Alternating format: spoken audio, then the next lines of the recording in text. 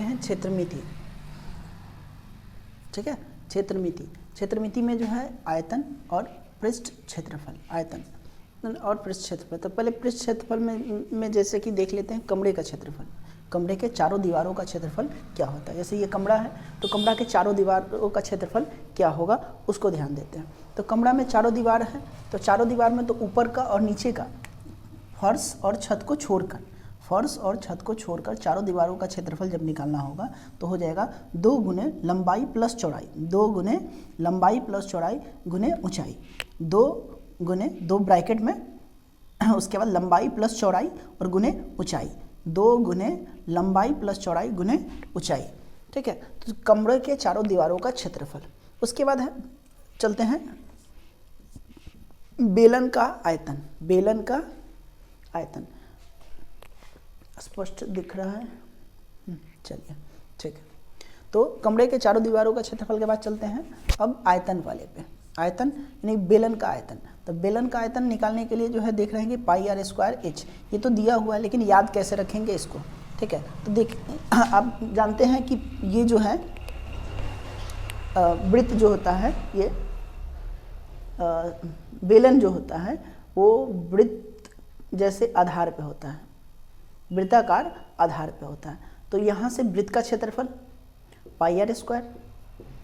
ठीक है, और उसके बाद ये ऊंचाई के अनुसार, ऊंचाई के अकॉर्डिंग जो है ये ऊपर की ओर जा रहा है। तो मान लेते हैं कि बार बार जो है गोल गोल ये जो है वृत्ताकार प्लेट इस पर अगर लगाया जाएगा, गोल गोल प्लेट जो है इसके ऊपर लगाया जाएगा, तो इस तरह से एक जो है एच यूनिट तक के ऊंचाई तक के लगाया गया, एच यूनिट तक के ऊंचाई तक इसको लगाया जाते हैं। बेलन के आयतन, बेलन का आयतन तो पाई आर स्क्वायर एच होता है, बेलन या समबेलन का आयतन। तो इसको याद कैसे रखेंगे, तो याद रखने के लिए जो है जैसे कि आप जानते हैं कि जो बेलन है, ये बेलन आधार जो होता है वृत्ताकार होता है, बेलन का आधार वृत्ताकार होता है।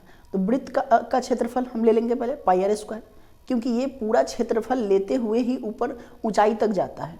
तो बार बार हम अगर मान लेते हैं कि जो है एक जो है ये डिस्क के जैसा जो है नीचे जो है वृत्ताकार क्षेत्रफल ये पूरा ले लिया, और यही जो है ऊपर की ओर ऊंचाई के अकॉर्डिंग जो है इसी तरह का अपना जो है क्षेत्रफल लेते हुए ऊपर की ओर बढ़ रहा है, ऊपर की ओर बढ़ रहा है। तो जितना ऊंचाई तक ऊपर की ओर जाएगा ये पूरा एरिया अपने अंदर में ले लेगा।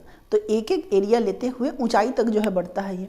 ठीक है, तो ये ऊंचाई तक बढ़ा और नीचे का क्षेत्रफल जो है वृत्ताकार क्षेत्रफल को लेके ऊपर तक गया है। तो वृत्ताकार क्षेत्रफल मतलब पाई आर स्क्वायर, और ऊंचाई तक गया है तो ऊंचाई एच। तो पाई आर स्क्वायर हो गया इसका वृत्ताकार क्षेत्रफल के लिए, और ऊंचाई जिस ऊंचाई तक ये ऊपर तक गया है उस क्षेत्र को लेने के लिए, तो ये पूरा हो जाएगा वृत्ताकार ऊंचाई, वृत्ताकार क्षेत्रफल और इसके ऊंचाई के अकॉर्डिंग। तो वृत्ताकार क्षेत्रफल और इसके ऊंचाई के अकॉर्डिंग, तो वृत्ताकार का क्षेत्रफल हो गया पाई आर स्क्वायर और ऊंचाई हो गया एच। तो पाई आर स्क्वायर एच इसका हो जाएगा आयतन। यानी कि आयतन में क्या हो गया कि ये वृत्ताकार क्षेत्रफल के अनुसार जो है इस तरह का बार बार प्लेट लेते हुए एच ऊंचाई तक गया है और ये पूरा जगह अपने अंडर में ले लिया है। ये पूरा जगह वृत्ताकार क्षेत्रफल से लेके ऊंचाई तक का ये अपने अंडर में ले लिया, तो इसका आयतन हो जाएगा पाई are square H.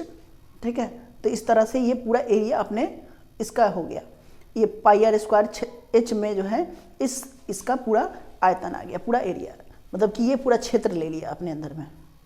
Pi are square ये वाला पार्ट और ऊंचाई के अकॉर्डिंग ये वाला पार्ट, जिसके वजह से ये पूरा जो है जो 3D फिगर होता है, तो 3D फिगर एक जगह लेती है, 3D फिगर जो होती है वो जगह लेती है। तो पाई आर स्क्वायर बेस के अनुसार जगह ले लिया और ऊंचाई के अनुसार जो है इसी ऊंचाई तक के बढ़ते हुए जो है बेस से हाइट तक जाने में इसका ऊंचाई ले लिया। तो ये इतना जो है ये जगह ले लिया है, तो ये जगह कितना लिया है पाई आर स्क्वायर एच। ठीक है, उसके बाद है वक्र पृष्ठ क्षेत्रफल। तो वक्र पृष्ठ क्षेत्रफल पे चलते हैं। तो वक्र पृष्ठ जो है इसका वक्र पृष्ठ का जो ये वाला पार्ट है ये जो है इसका वृत्ताकार है। तो वृत्ताकार है तो वक्र पृष्ठ क्षेत्रफल जब लेगा तो ये अंदर का पार्ट नहीं ले रहा, ये सिर्फ ले रहा है इसका बाहरी किनारा। बाहरी किनारा जैसे कह सकते हैं कि कोई चूड़ी है, बैंगल्स है, वो जो है इस तरह से किसी रोड में डाला हुआ है। ठीक है, तो चूड़ी जो है बाहरी किनारा ही सिर्फ ले रही है, बाहरी किनारा, और वो जो है बाहरी किनारा लेते हुए एच ऊंचाई तक जाती है। चूड़ी जो है वो एक जो है रॉड में लगाया गया है, तो ये चूड़ी जो है बाहरी किनारा ले रही है, ठीक है, और h ऊंचाई तक जा रही है। तो जब बाहरी किनारा ले रही है तो बाहरी किनारा मतलब क्या कि वृत्त की परिधि, तो वृत्त की परिधि मतलब 2πr, वृत्त की परिधि 2πr ले रही है और h ऊंचाई तक जाती है, तो h ऊंचाई इसके साथ मल्टीप्लाई कर देंगे, तो 2πr इसका वक्र पृष्ठ क्षेत्रफल निकालने के लिए क्या करेंगे, 2πr यानी कि परिधि और इस ऊंचाई तक गया है तो 2πr × h।